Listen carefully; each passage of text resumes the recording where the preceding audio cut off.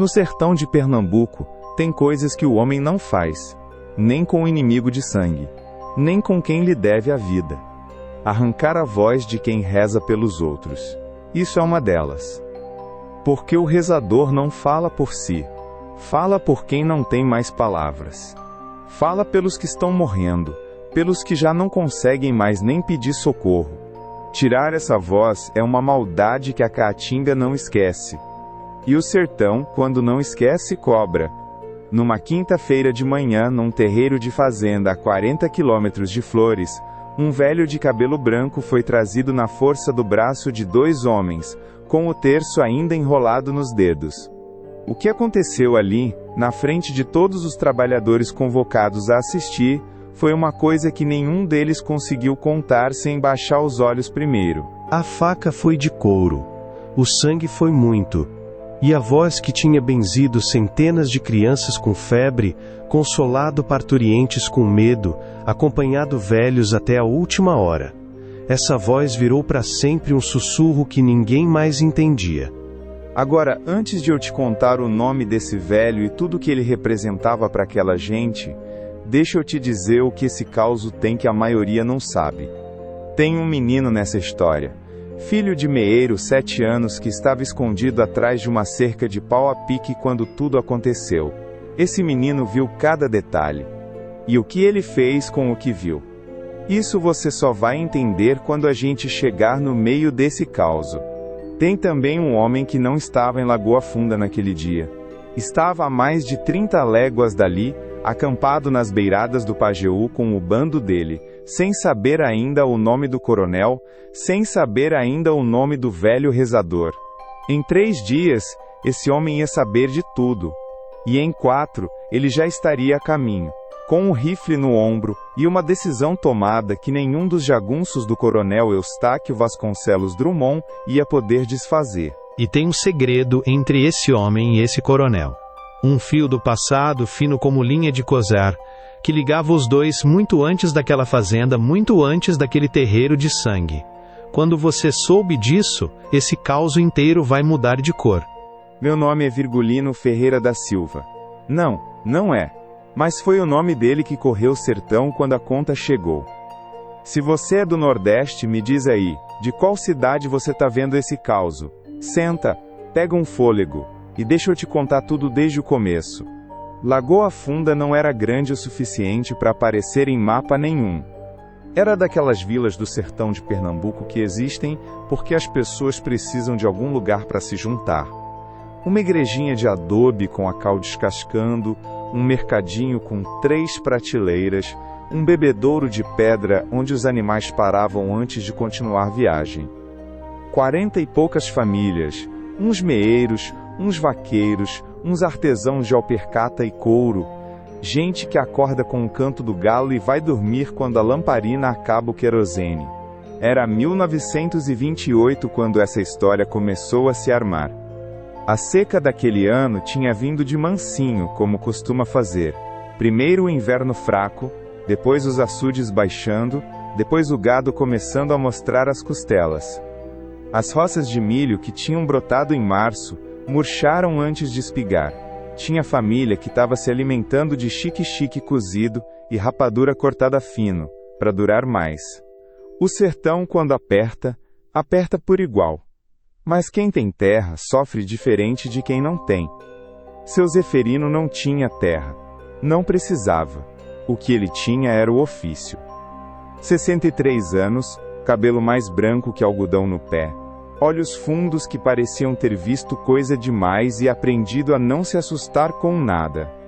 Andava sempre com o terço enrolado nos dedos, um bornal velho a tiracolo com umas ervas, um patuá de couro no pescoço que a mãe havia costurado quando ele era menino. Não tinha família própria. Mulher tinha morrido de parto 20 anos antes. Filho morreu junto.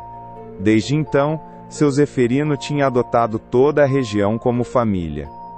Percorria as casas a pé, ou num jerico manco chamado Bento. Quando chegava numa porta, a notícia já tinha chegado antes dele, porque era sempre alguém que mandava buscar. Criança com febre que não cedia, mulher em trabalho de parto difícil, velho com a respiração encurtando de noite. Seu Zeferino entrava, botava o bornal no chão, pedia uma bacia com água, e começava. Rezava em voz baixa, passava as mãos, usava as ervas quando precisava. Não cobrava nada. Se a família pusesse um pedaço de rapadura na mão dele, ele aceitava com a mesma dignidade de quem recebe medalha. O vaqueiro Zé Bolacha, que trabalhava numa propriedade vizinha, e tinha visto seu Zeferino salvar um menino com febre alta, que os outros já tinham dado como perdido. Dizia sempre que o velho rezador era a única coisa em Lagoa Funda que não tinha dono. E esse detalhe que parece pequeno vai voltar no fim desse caso, pode ter certeza. O coronel Eustáquio Vasconcelos Drummond tinha tudo que seu Zeferino não tinha, e odiava o que o velho possuía justamente por isso. 3 léguas de terra registrada em cartório, um casarão de tijolo com varanda coberta, uma patrulha de 7 jagunços bem armados que ele chamava de entregados quando convinha, e de força quando precisava. Eustáquio tinha 50 e tantos anos, barriga de quem come bem, bigode cortado reto, voz de quem não está acostumado a ser interrompido. Nos mercados de gado de Flores e Afogados da Engazeira, falavam dele como homem de palavra. O que não diziam em voz alta, mas todo sertanejo da região sabia, é que a palavra dele só valia enquanto servia a ele. Os meeiros da fazenda pagavam 60% da colheita. Quem reclamava recebia o dobro de serviço na semana seguinte. Quem insistia em reclamar sumia da lista de arrendatários. E numa região onde a terra era dele ou era de mais ninguém, sumir da lista era o mesmo que sumir do lugar. Se você fosse o vaqueiro Zé Bolacha e tivesse visto tudo isso de perto desde o começo, teria tido coragem de contar para alguém? Comenta aí que eu quero saber. O problema entre os dois não nasceu de uma vez.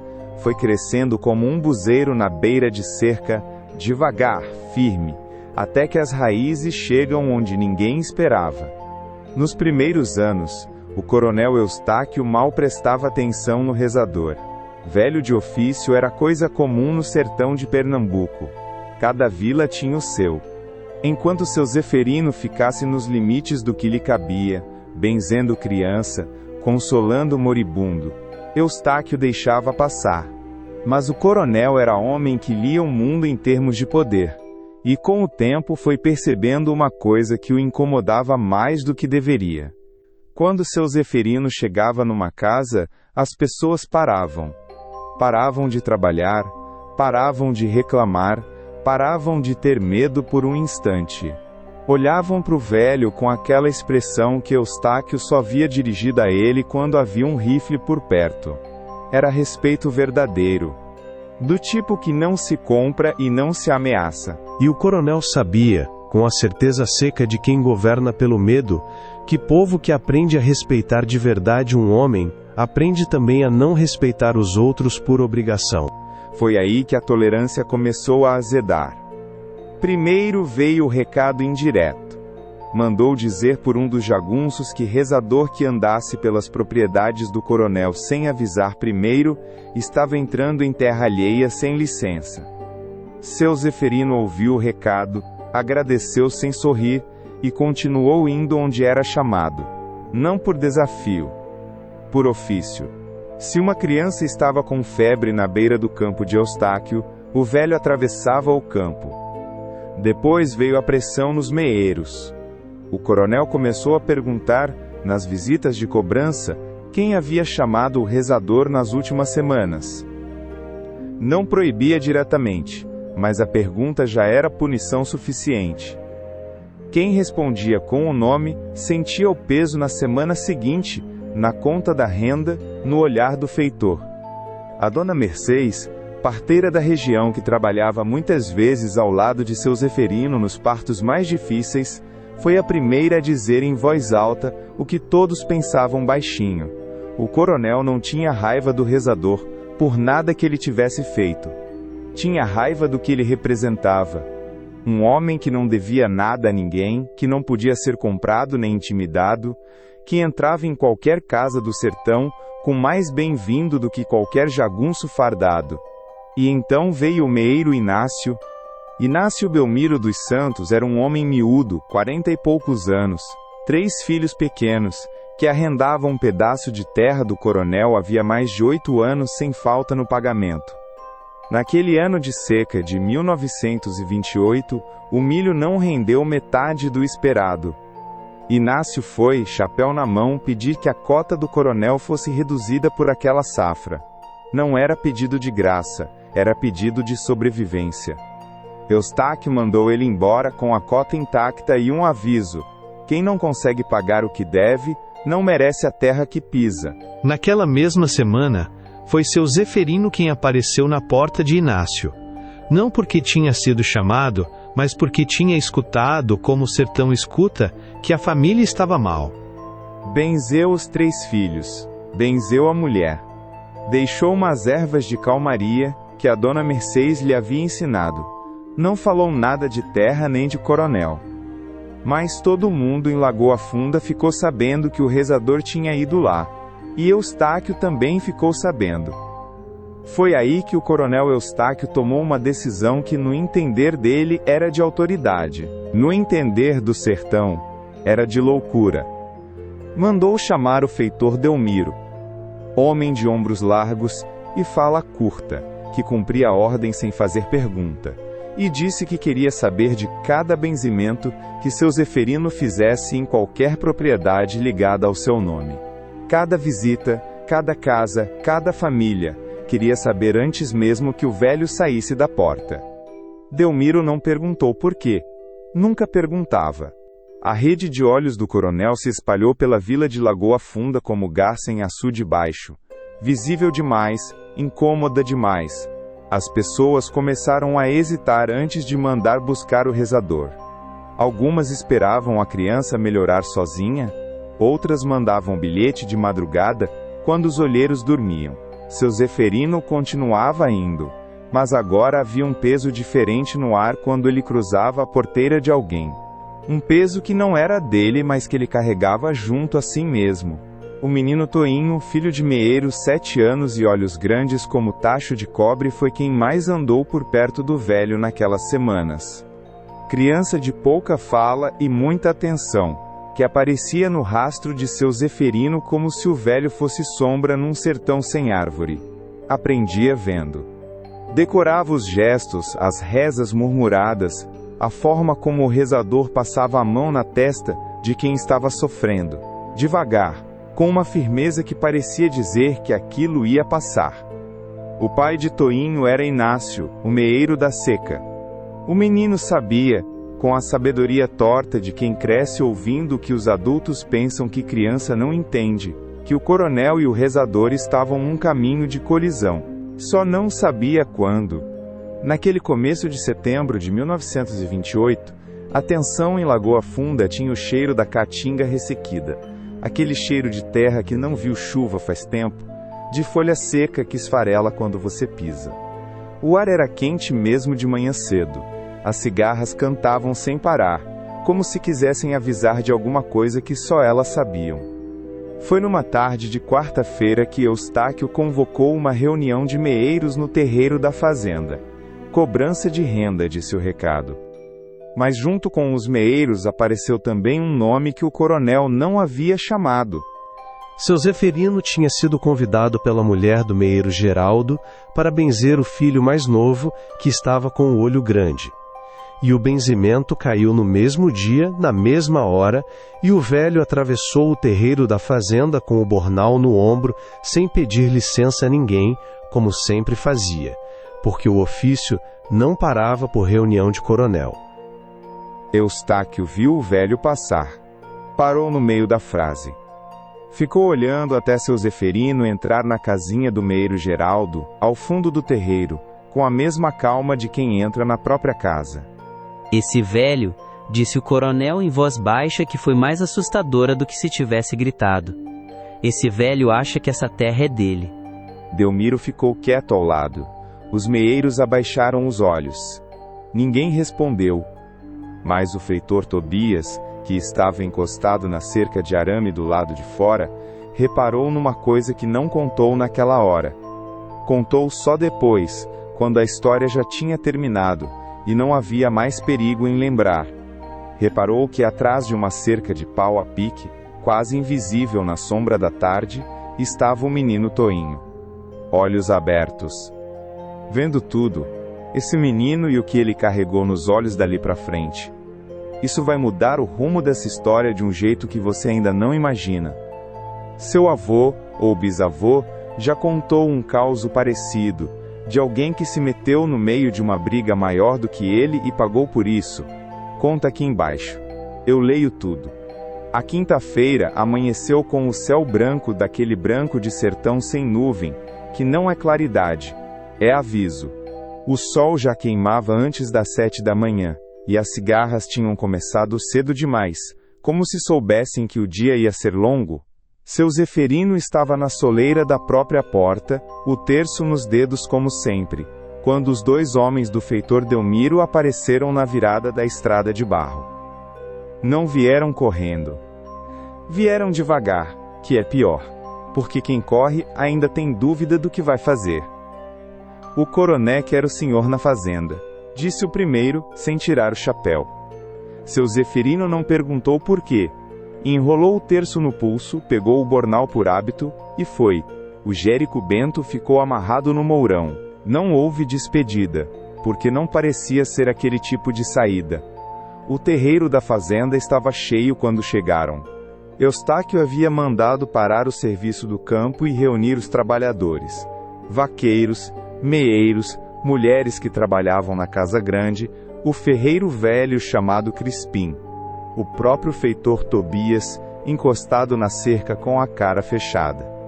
Todos convocados para assistir, não para testemunhar, para aprender. O coronel Eustáquio desceu a escada da varanda devagar, as mãos nas costas, o bigode cortado reto, os olhos em seu Zeferino com aquela expressão de quem decidiu uma coisa ontem à noite e dormiu bem depois.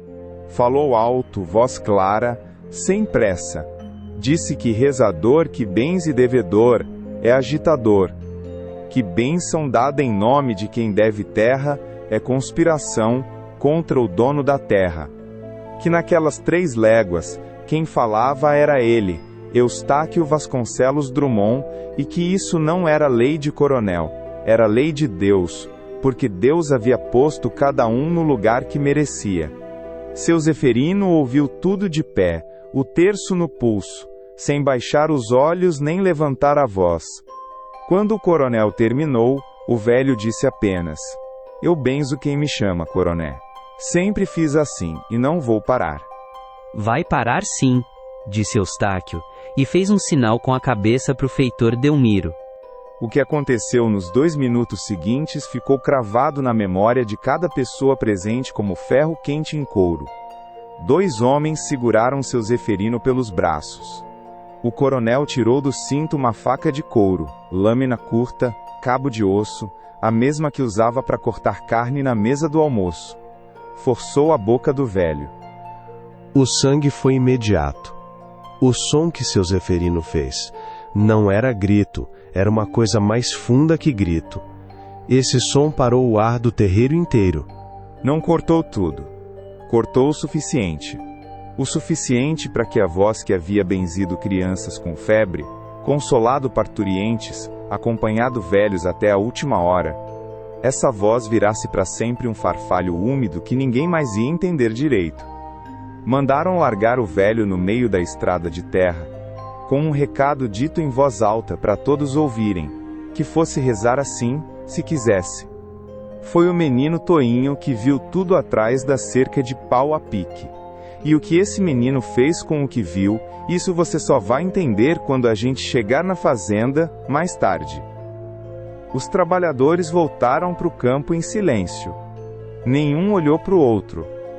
Crispim, o ferreiro, foi o único que parou na beira da estrada onde seu Zeferino estava sentado no chão, segurando o rosto com as 2 mãos, o terço misturado com o sangue no pulso.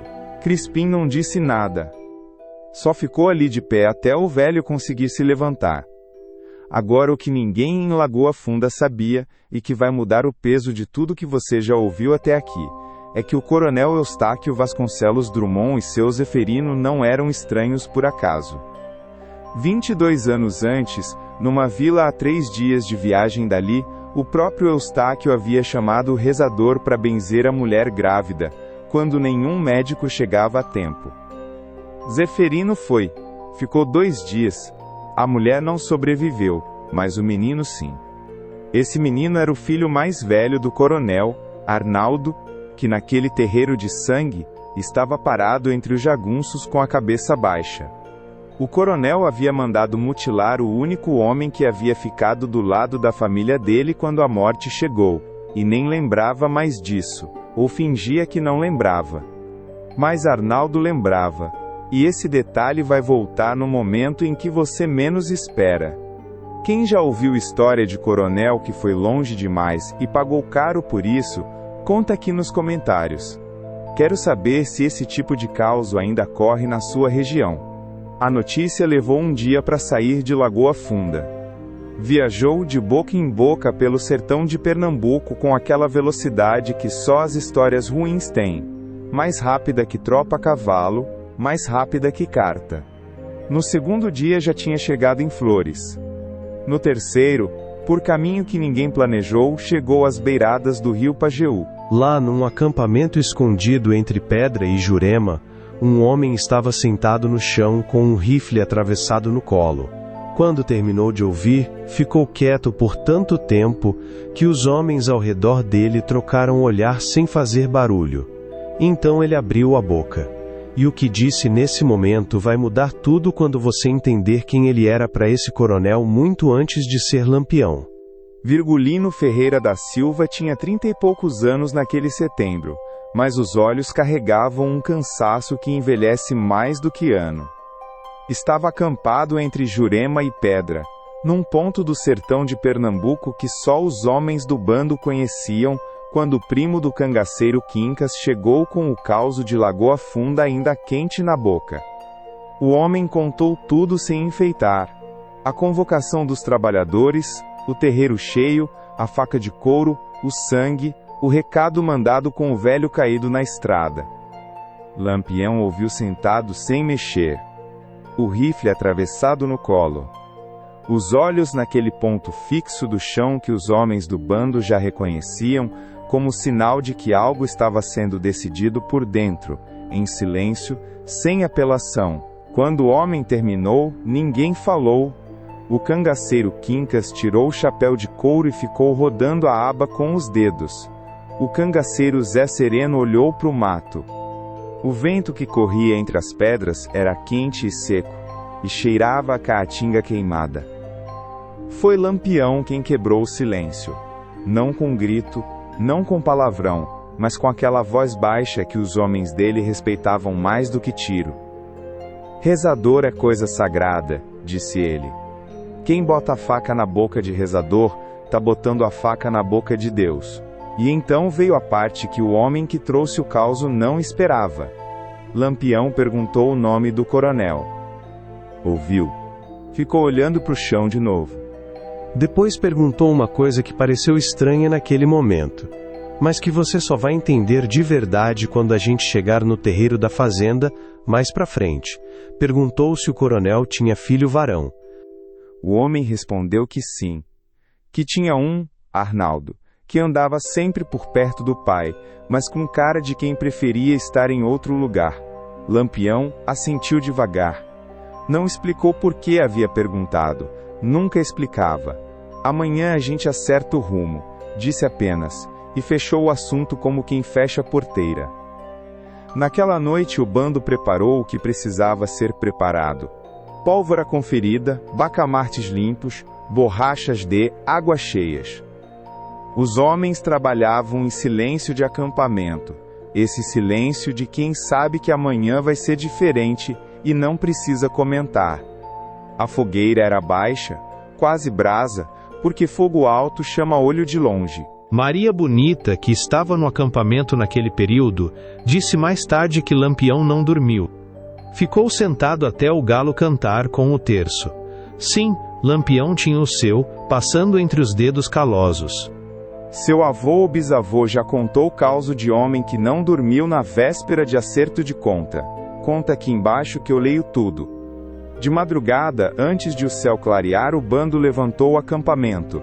16 homens. Cada um sabia para onde ia sem precisar de mapa. O sertão da Bahia e de Pernambuco era o quintal deles. Cada vereda, cada aguada, cada caminho de gado que não aparecia em papel nenhum. A 40 quilômetros de distância, na fazenda de Lagoa Funda, o coronel Eustáquio Vasconcelos Drummond dormia com a janela aberta por causa do calor. Os jagunços da guarda cochilavam nos bancos da varanda. Era noite de sábado para domingo, e nada no comportamento do coronel nos dias anteriores indicava que ele havia perdido o sono por causa do que fizera ao velho rezador. Não tinha. Nunca tinha. Mas o filho Arnaldo, no quarto do fundo da casa grande, estava acordado. E tinha um recado escondido debaixo da palha do colchão. Um recado que ele havia mandado 3 dias antes, por mão de tropeiro de confiança, para um destinatário que ninguém na fazenda podia saber. Esse recado é o fio que explica por que Lampião chegou tão rápido, tão certo, sem hesitar na porteira. O que o filho do coronel escreveu naquele papel, e por que escreveu, isso muda o peso de tudo que você já ouviu até aqui. E quando a gente cruzar o portão dessa fazenda junto com o bando, você vai entender cada palavra. O bando caminhou a noite inteira sem acender tocha. 16 homens movendo pelo sertão de Pernambuco no escuro que antecede o amanhecer, guiados por estrela e por memória de vereda. Os pés conheciam o chão mesmo sem ver. Ao percata em terra seca, faz um barulho específico, aquele arrastar miúdo que some no vento quando o vento quer ajudar. Naquela noite o vento ajudou. Lampião ia na frente, o rifle no ombro, o passo igual ao de quem não tem pressa porque já sabe como a história termina. Atrás dele, em fila aberta, os cangaceiros carregavam o silêncio como se fosse carga do bornal. Pesado, necessário, sem deixar cair. O que ninguém no bando sabia ainda, e o que explica a certeza no passo de Lampião desde o momento em que ouviu o nome do coronel, é que o recado de Arnaldo havia chegado antes do caos do primo de Quincas.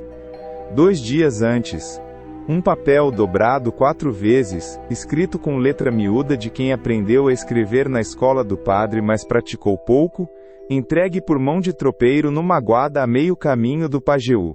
Arnaldo Drummond não estava pedindo vingança do próprio pai, estava pedindo que alguém viesse buscar seu Zeferino antes que o coronel fosse longe demais. O papel tinha chegado tarde, um dia tarde, que no sertão pode ser uma vida inteira, mas tinha chegado.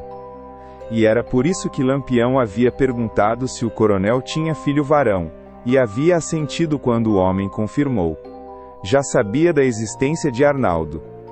Só precisava confirmar que ainda estava por lá.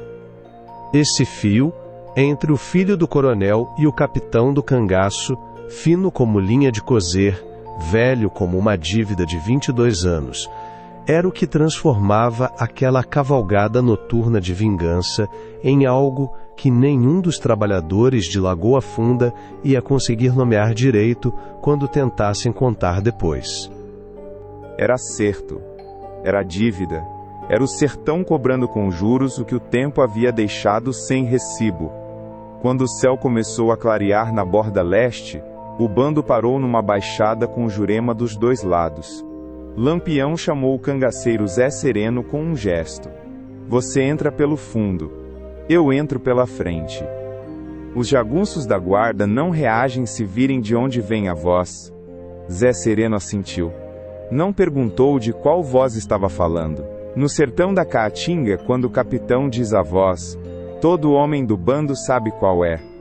A uns 3 quilômetros da fazenda, escondido entre pedra e mandacaru, estava o menino Toinho, filho do meeiro Inácio, 7 anos e olhos que não piscavam.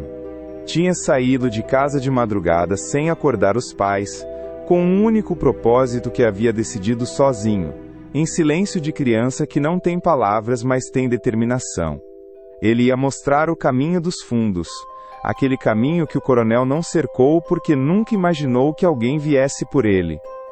O menino Toinho esperou agachado com a paciência de quem aprendeu a esperar observando um rezador trabalhar. Quieto, atento, certo de que a hora certa existe e chega. Foi Zé Sereno quem tropeçou quase nele na escuridão. O menino não gritou, levantou o braço e apontou para o mato à esquerda. O cangaceiro olhou para o braço do menino, olhou para o mato, entendeu? Esse menino e o que ele carregava naquele braço estendido. A raiva contida de quem viu o insuportável e não tinha arma para responder. É o que fecha o sentido de tudo que aconteceu naquela quinta-feira de sangue. Mas o desfecho disso você só vai entender quando a gente cruzar o portão daquela fazenda junto com o bando. Do lado de dentro, o coronel Eustáquio acabava de abrir os olhos para mais um sábado de sol branco. Pediu o café, desceu para a varanda, e foi nesse instante, com a xícara ainda na mão, que escutou um barulho de botas no terreiro que não era dos seus homens. Lampião havia chegado. A xícara de café caiu da mão do coronel Eustáquio e se partiu no assoalho da varanda, e nenhum dos dois jagunços que dormitavam nos bancos se mexeu a tempo. Lampião entrou pelo portão da frente com 4 homens ao lado, o rifle no ombro, o passo que não apressava nem hesitava. Era aquele andar de quem já fez as contas antes de chegar. Pelo fundo da propriedade, no mesmo instante, o cangaceiro Zé Sereno cortava a saída dos estábulos com mais 3. Os jagunços da guarda acordaram com o barulho dos passos, e quando levantaram os olhos e reconheceram as silhuetas e as armas, e o chapéu de couro com a frente dobrada, 2 deles largaram o fuzil no chão antes de qualquer palavra. O terceiro tentou dar um passo para trás. A voz de Lampião parou ele no lugar. "Fica onde está, rapaz. Você não deve nada aqui." Foi dito baixo, quase com cuidado, mais assustador assim do que se tivesse gritado. O coronel Eustáquio estava de pé na varanda, a camisa do sono por fora da calça, os pés descalços no assoalho. A soberba que enchia aquele homem havia 40 anos, parecia ter escorrido pela tábua junto com o café. Tentou falar, abriu a boca, fechou. Não havia ensaiado esse momento porque nunca havia imaginado que esse momento existia. Lampião subiu os 3 degraus da varanda devagar. Parou a 2 passos do coronel. Olhou para ele com aquela expressão que os homens do bando conheciam bem, sem raiva aparente, que é a pior expressão que existe no sertão. "Você sabe por que eu tô aqui?" disse Virgulino Ferreira da Silva. Não era pergunta. Eustáquio engoliu em seco.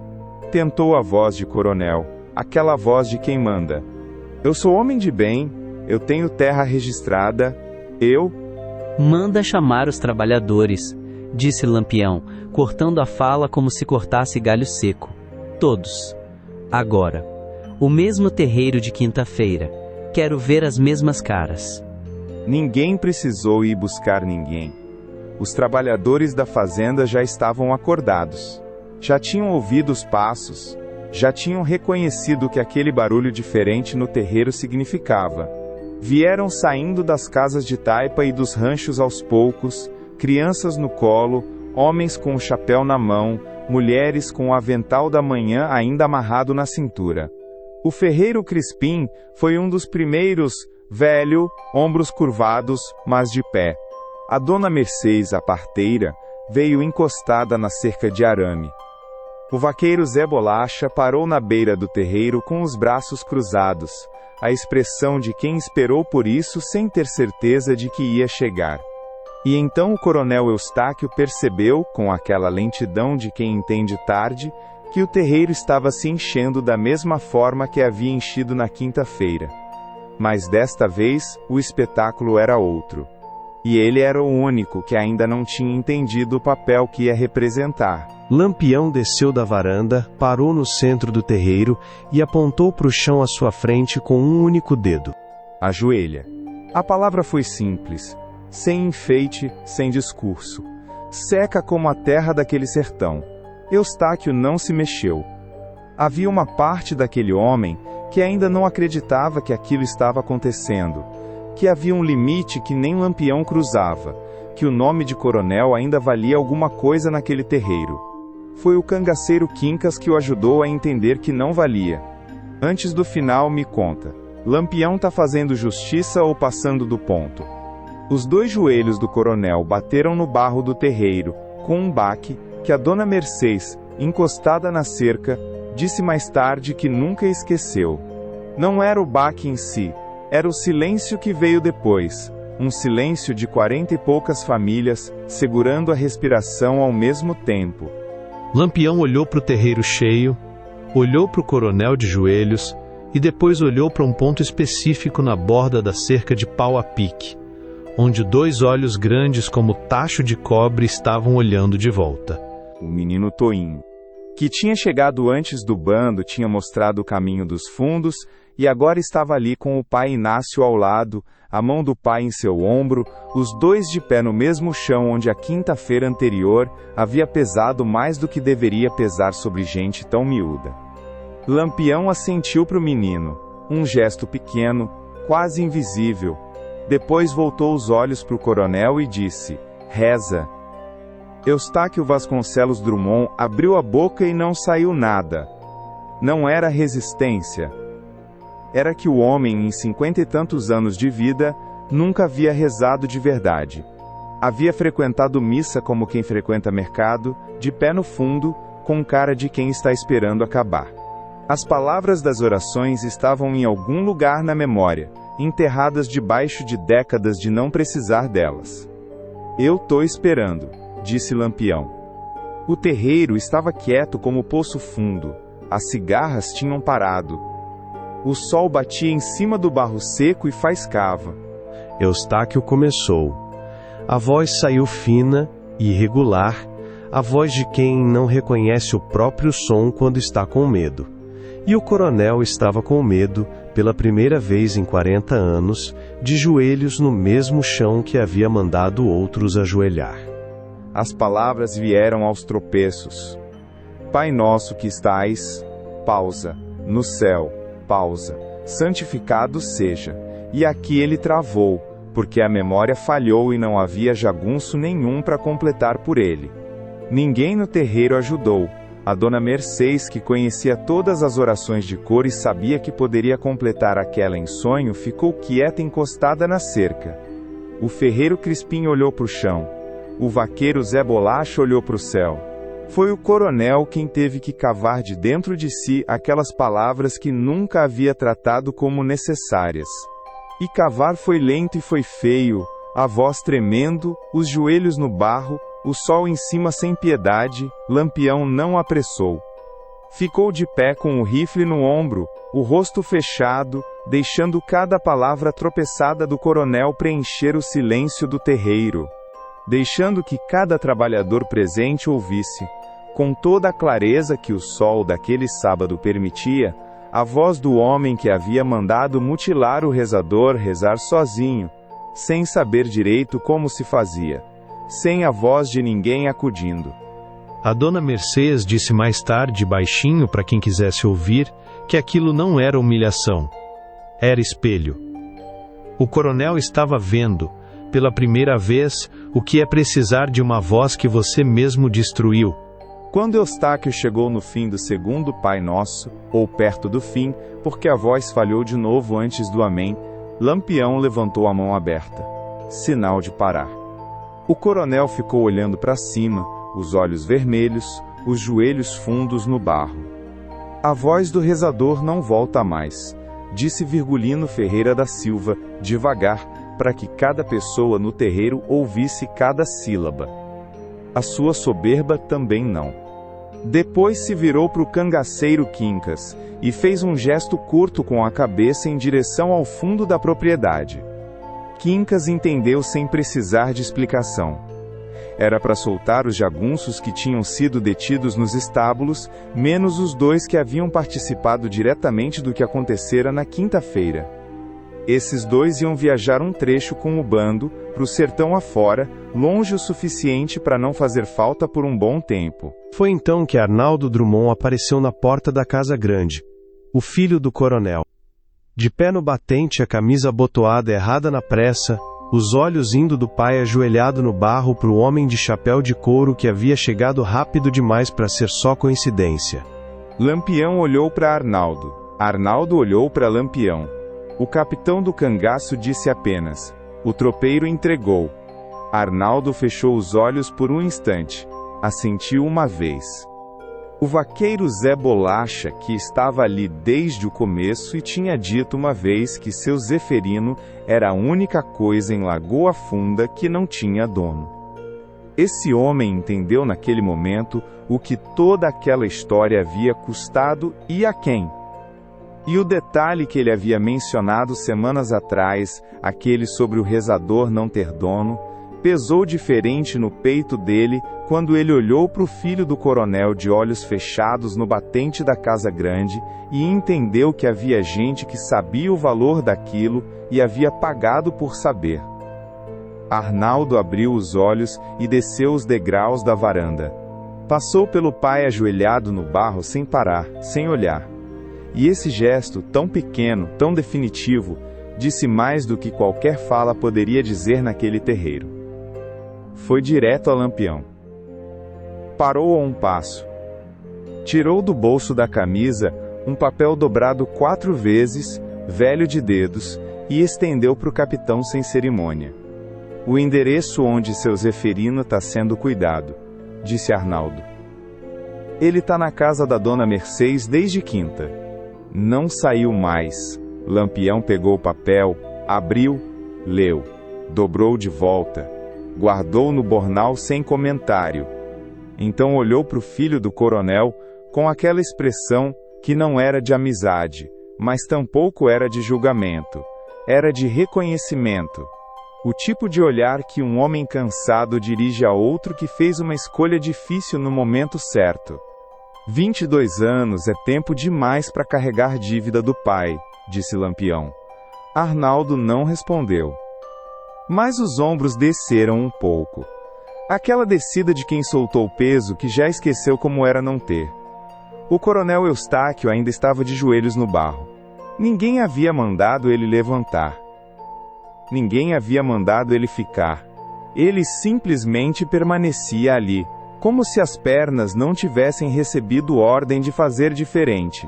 Os olhos no chão. A soberba de 50 anos dissolvida no mesmo barro que os pés dos meeiros pisavam todo dia. Lampião se virou para ele uma última vez. "Levanta." O coronel levantou devagar, os joelhos marcados de terra, as mãos sem saber onde ir. "As terras desses meeiros ficam com eles pelo que custou essa semana. Você registra em cartório, ou eu registro com o que tenho no ombro. Você escolhe." Não houve resposta. Não era pergunta que precisasse de resposta. O bando começou a se retirar com a mesma calma com que havia chegado. 4 homens pelo portão da frente. Zé Sereno pelo fundo, levando junto os 2 jagunços que tinham segurado o velho rezador. Esses 2 não voltaram para Lagoa Funda em muito tempo, e quando voltaram, voltaram diferentes, que é o máximo que se pode dizer sobre isso. Lampião foi o último a cruzar o portão. Antes de sair, parou. Olhou para o terreiro cheio de gente parada. Os vaqueiros, os meeiros, o ferreiro Crispim, a dona Mercedes, o menino Toinho ainda com a mão do pai no ombro. "Vai lá visitar o rezador", disse ele, baixo para o menino. "Ele sabe o que você fez?" Toinho assentiu com a seriedade de quem tem 7 anos, e acaba de entender que a vida não é só o que os adultos contam. Depois, Virgulino Ferreira da Silva saiu pelo portão, e o sertão de Pernambuco o engoliu de volta, como sempre fazia, sem cerimônia, sem marco, como se a caatinga soubesse que alguns homens pertencem a ela, e não ao lugar nenhum fixo. Seu Zeferino nunca mais rezou em voz que os outros entendessem direito. A língua não voltou. Mas as mãos continuaram. Os gestos, as ervas, o terço nos dedos, e as pessoas continuaram chamando. Vinham de mais longe ainda, porque agora o nome do rezador carregava junto a história do que havia custado a ele existir, e isso dava ao benzimento um peso diferente. O coronel Eustáquio registrou as terras em cartório 40 dias depois. Não disse nada quando assinou. O tabelião de Flores contou que a mão tremia um pouco, e que o homem não ergueu os olhos do papel em nenhum momento. O vaqueiro Zé Bolacha, que havia dito uma vez que seu Zeferino era a única coisa em Lagoa Funda que não tinha dono, ficou contando esse causo por décadas. Dizia sempre que a lição não era sobre Lampião. Era sobre o que acontece quando um homem confunde silêncio de povo com concordância, e descobre tarde demais que o sertão tem memória longa e braço comprido. E o menino Toinho cresceu. Aprendeu as rezas com seu Zeferino. Não as palavras, que o velho já não pronunciava direito, mas os gestos, as ervas, a forma de passar a mão na testa de quem está sofrendo, com aquela firmeza que diz que isso vai passar. Virou rezador. E todo mundo em Lagoa Funda sabia de onde vinha aquele ofício, e o que havia custado para ele continuar existindo. Se esse caos te pegou no peito, se a história de seu Zeferino, do menino Toinho e do coronel de joelhos no barro, ficou aqui dentro de você de um jeito que não sai fácil, deixa o joinha aí embaixo. É o único pagamento que eu recebo para vir contar outro, e vale mais do que você imagina. Aperta no sino também, porque todo domingo tem causo novo do sertão aqui no canal. Causo que o livro de história não registrou, que o professor não ensinou, que só sobreviveu porque alguém teve coragem de não deixar morrer na memória. Quem não é inscrito perde, e causo perdido não volta.